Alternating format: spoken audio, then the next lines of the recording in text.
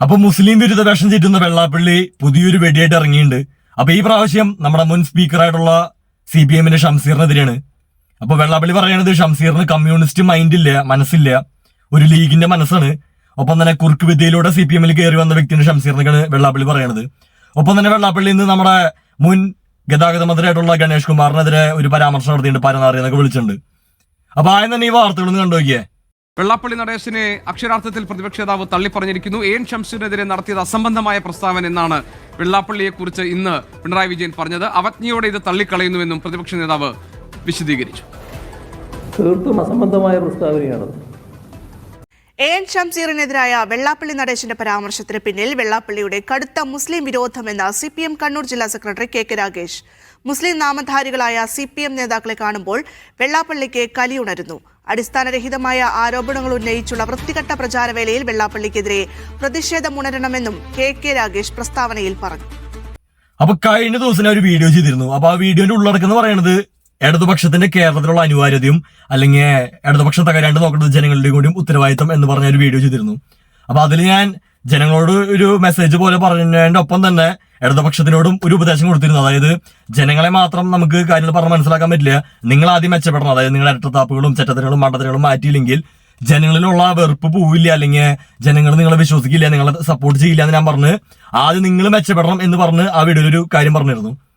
അപ്പോ അത് പറഞ്ഞ് നാവുള്ളിലിട്ടില്ല. അപ്പൊ അടുത്തൊരു വിഷയം കിട്ടിയിട്ടുണ്ട്. ഇപ്പൊ പറഞ്ഞ മനസ്സിലായില്ല. അതായത് ഇപ്പൊ വെള്ളാപ്പള്ളിയുടെ ഈ ഒരു പ്രസ്താവനയ്ക്കെതിരെ നമ്മുടെ പിണറായി വിജയൻ വെള്ളാപ്പള്ളിനെ തള്ളി പറഞ്ഞു വന്നിട്ടുണ്ട്. ഒപ്പം തന്നെ കണ്ണൂരില് CPM-ന്റെ ടോപ്പായിട്ട് നിൽക്കുന്ന വ്യക്തി, അല്ലെങ്കിൽ ഇപ്പൊ നിലവില് അവിടുത്തെ ടോപ്പ് എന്ന് പറയാവുന്ന വ്യക്തി, ഒപ്പം തന്നെ പിണറായി വിജയന്റെ വലങ്കൈയായിട്ടുള്ള KK രാഗേഷ് ഒരു കാര്യം പറഞ്ഞിട്ടുണ്ട്. അതായത് വെള്ളാപ്പള്ളിയുടെ മുസ്ലിം വിരോധം പുറത്തു വന്നു, ഇതിനെതിരെ പ്രതിഷേധിക്കണം.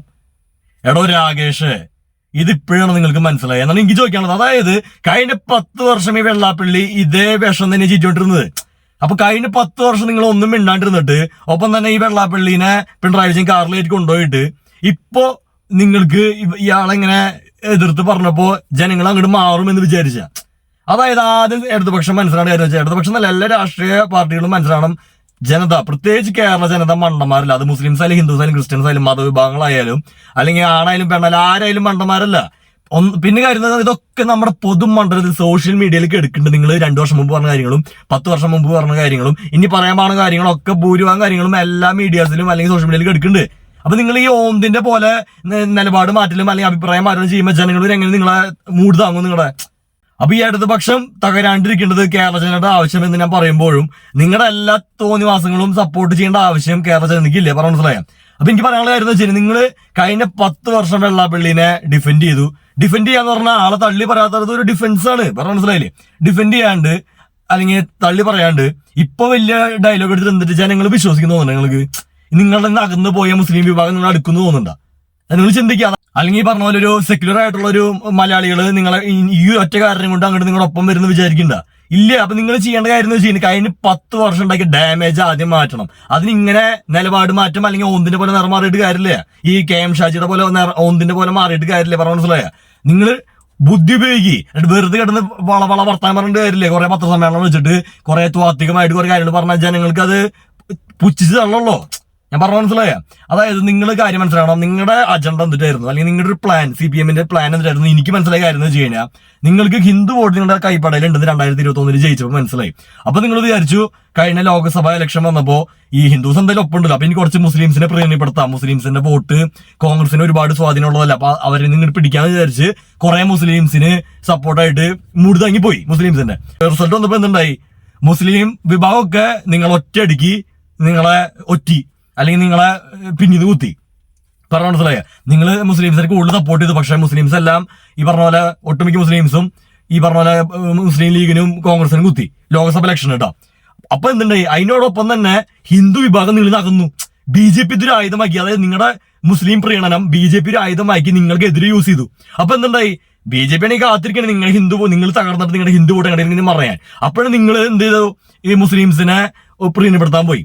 അപ്പൊ നിങ്ങളുടെ മുസ്ലിം വോട്ട് മുസ്ലിംസ് നിങ്ങളെ ചതിച്ചു, മുസ്ലിം വോട്ടും പോയി, ഒപ്പം തന്നെ ഹിന്ദുസും നിങ്ങളെ ചതിച്ചു.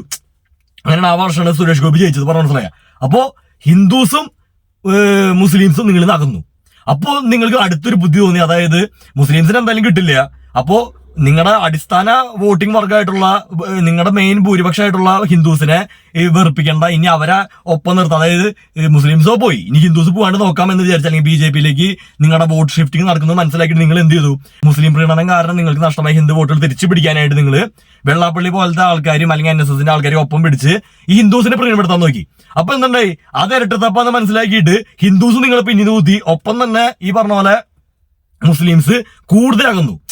അപ്പൊ അതിനോട് പറയുന്നത് പിണറായി വിജയൻ വെള്ളപ്പള്ളിനൊപ്പം കയറ്റി കൊണ്ടുപോയത് ഹിന്ദുസിനെ സന്തോഷിപ്പിക്കുക. അപ്പൊ ഹിന്ദുസിന് സന്തോഷമായില്ല, മുസ്ലിംസ് പോവുകയും ചെയ്തു. അതായത് ചൂടുവെള്ളത്തിൽ വേണ്ട തവളയായിരുന്നു നിങ്ങൾ ആ സമയത്ത്, പറഞ്ഞു മനസ്സിലാക്കാം. അപ്പൊ അങ്ങനെ ഒരുപാട് ഡാമേജ്, അതായത് ഡീപ്പ് ഡാമേജ് ഈ ഹിന്ദു സമൂഹത്തിനോടും പിന്നെ ശബരിമല സ്വർണ്ണക്കൊള്ളയും അതിനൊരു ഹിന്ദു സമൂഹത്തിനോട് വെറുപ്പ് സൃഷ്ടിക്കാൻ അതും ഇടയായി. അപ്പൊ ഹിന്ദു സമൂഹത്തിനോടും പിന്നെ മുസ്ലിം സമൂഹത്തിനോടും നിങ്ങൾക്കൊരു ഡിറ്റാച്ച്മെന്റ് ആയി, പറഞ്ഞു മനസ്സിലായ. അപ്പൊ അത് ആ ഡാമേജ് മാറ്റാൻ നിങ്ങൾക്ക് ഈ പറഞ്ഞ പോലെ നിലപാട് മാറ്റത്തിനോടോ അല്ലെങ്കിൽ ഇതുപോലെ KK രാജകേഷിന്റെ പോലത്തെ കുറെ മണ്ഡലങ്ങൾ വിളിച്ച് പറഞ്ഞിട്ട് കാര്യമില്ല. അതായത് ജനങ്ങൾ ബുദ്ധിയുള്ളവരല്ലെങ്കിലും നല്ല ശക്തിയായിട്ട് ഈ സോഷ്യൽ മീഡിയയിൽ ഈ പറഞ്ഞ പോലെ BJP ഫണ്ട് ഇറക്കുന്നുണ്ട്, പറഞ്ഞു മനസ്സിലായ. അപ്പൊ അതുകൊണ്ട് നിങ്ങളുടെ ഈ മണ്ടത്തരങ്ങൾ അല്ലെങ്കിൽ ഈ കഴമ്പില്ലാത്ത വളവള വർത്താനൊന്നും ജനങ്ങള് വിശ്വസിക്കില്ല. കാരണം നിങ്ങളൊരു കാര്യം പറയുമ്പോൾ അതിനെ കൗണ്ടർ അടിച്ചിട്ട് BJPയും കോൺഗ്രസും നല്ല രീതിക്ക് കാര്യങ്ങൾ സൈബർ അടുത്തായാലും ഇപ്പൊ ഏഷ്യാനെറ്റ് പോലത്തെ മാധ്യമങ്ങളായാലും ഇറക്കി വിടും. അപ്പൊ അത് നിങ്ങളുടെ ഈ മുടന്ന ന്യായം വെച്ചിട്ടൊന്നും അതിനെ പ്രതിരോധിക്കാൻ പറ്റില്ല എന്ന് ഞാൻ പറഞ്ഞു മനസ്സിലായി. അപ്പൊ നിങ്ങൾ ബുദ്ധി ഉപയോഗിക്കുക. ബോധമുള്ള ആൾക്കാരുണ്ട്. ഈ KK രാഗേഷ് എന്ന് പറഞ്ഞ ഒരു കാര്യം എനിക്ക് തോന്നുന്നില്ല. അപ്പൊ തന്നെ കണ്ണൂർ KK രാഗേഷിനെതിരെ ഒരു വിഭാഗം ഉണ്ടെന്ന് ഞാൻ കേട്ടിട്ടുണ്ട്, പറഞ്ഞു മനസ്സിലായില്ലേ. അപ്പൊ ബോധം ഉപയോഗിക്കുക വെറുതെ. പിന്നെ ആൾക്കാർ പറയുന്നത് ഇപ്പൊ പിണറായി വിജയൻ ഈ മോളുടെ കേസ് ഇന്ന് ഈ പറഞ്ഞ പോലെ ഡൈവേർട്ട് ചെയ്യാൻ വേണ്ടി വെള്ളാപ്പള്ളി ഇറക്കിയതാന്ന് പറയുന്നുണ്ട്, പറഞ്ഞു മനസ്സിലായി. അപ്പൊ അതും ജനം വിശ്വസിക്കും. കാരണം കുറ്റം പറയാൻ പറ്റില്ല. കാരണം കറക്റ്റ് സമയത്താണ് വെള്ളാപ്പള്ളി പറഞ്ഞ പോലെ വിഷമായിട്ട് വരുന്നത്, പറഞ്ഞു മനസ്സിലായ. അപ്പൊ ഇതൊക്കെ എടുത്ത് പക്ഷെ ചിന്തിക്കുക. അതായത് നിങ്ങൾ തകരാണ്ടിരിക്കണമെങ്കിൽ ജനങ്ങൾ മാത്രം വിചാരിച്ചിട്ട് കാര്യമില്ലേ. ജനങ്ങൾ വിചാരിച്ചോണ്ട് നിങ്ങൾക്ക് ഇത്രയെങ്കിലും വോട്ട് കിട്ടിയത് 35 സീറ്റാണ് കിട്ടിയില്ലേ. അതെങ്കിലും കിട്ടിയത് ജനങ്ങൾ കാരണ. നിങ്ങളപ്പോ ജനങ്ങളെ പരിഹസിച്ച് നിന്ന് തന്നെ തകർന്നു പോകുള്ളൂ. പിന്നെ അണികളോട് പറയാനുള്ള കാര്യം എന്ന് വെച്ച് കഴിഞ്ഞാൽ ഇവന്മാരെ ഈ കറക്റ്റ് സമയത്ത് തിരുത്തിയില്ലെങ്കിൽ ഈ സാധനം മുടിഞ്ഞാ പോവും. അതായത് ഇല്ലാണ്ടാവില്ല. പക്ഷെ CPI പോലെ ഘടകകക്ഷിയെ മാറും. അതായത് ഹിന്ദു വോട്ടുകൾ നൈസായിട്ട് BJP പിടിച്ചോണ്ടിരിക്കുക. കാരണം BJPക്ക് ഇപ്പൊ BJPയുടെ അജണ്ട എന്ന് വെച്ച് കഴിഞ്ഞാൽ കോൺഗ്രസിനെ അറ്റാക്ക് ചെയ്യലല്ല. ഇപ്പൊ പ്രതിപക്ഷത്തുള്ള പിണറായി വിജയനും ഇടതുപക്ഷത്തിനെ അറ്റാക്ക് ചെയ്യില്ല. കാരണം അവർക്ക് ഹിന്ദു വോട്ട് കിട്ടിയില്ലെങ്കിൽ വളരാൻ പറ്റില്ല. അപ്പൊ കേരളത്തിലെ ഏറ്റവും വലിയ ഹിന്ദു പാർട്ടി നിലവിൽ CPM ആണ്.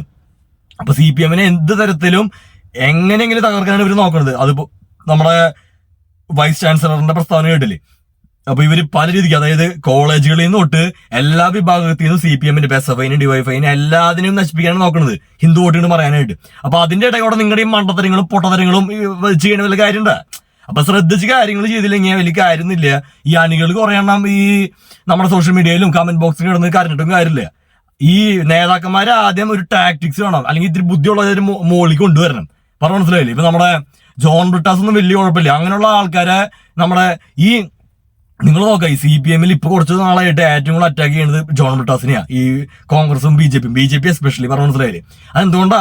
ജോൺ ബ്രിട്ടാസിനെ പോലുള്ള ബുദ്ധിയുള്ള അല്ലെങ്കിൽ ബോധമുള്ള ആൾക്കാർ അല്ലെങ്കിൽ ജനങ്ങളിലേക്ക് ഇത്തിരി കൂടിയും ഇറങ്ങിച്ചെല്ലാൻ അല്ലെങ്കിൽ വാക്കുകൾ ഇറങ്ങിച്ചെല്ലാൻ കഴിവുള്ള നേതാക്കൾ CPM-ൽ വരരുതെന്ന് ആഗ്രഹിക്കുന്നതാണ് BJP. കാരണം അങ്ങനെ വന്നതിന് CPM വളരുമല്ലോ.